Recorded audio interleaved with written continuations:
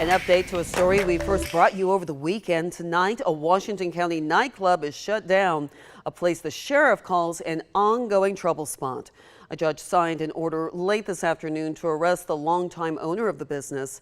Maggie Fitzgerald was there at the arrest and spoke with authorities about their anti-violence efforts. David Ellison, the owner of Cornbread's Pool Hall, was taken into custody tonight for violating a beer and liquor license and running a disorderly establishment.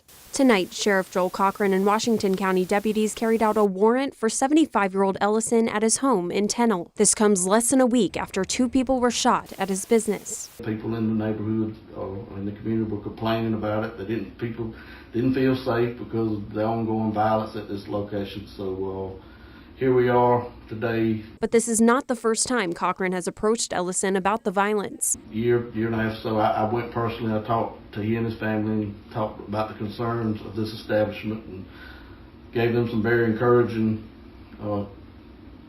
information or suggestions that, it's getting out of hand. The suspect in that weekend overnight shooting, Trayvon Hutchinson, is still on the run. Both victims are recovering. Cochran says he would not call Ellison a criminal, but he does believe he is responsible for protecting and patrolling his business. We've had quite a few incidents involving firearms and people being shot at this location since that conversation. So in communications with the county about this thing, we just felt like for the sake of public safety and the people in that neighborhood, that we just felt like it was time we needed to come in. And the search for Hutchinson continues, but Sheriff Cochran says they've turned everything over to the U.S. Marshals Fugitive Squad. In Washington County, Maggie Fitzgerald, 13 WMEZ News. The Washington County Board of Commissioners scheduled a hearing for Ellison about his alcohol license later this month.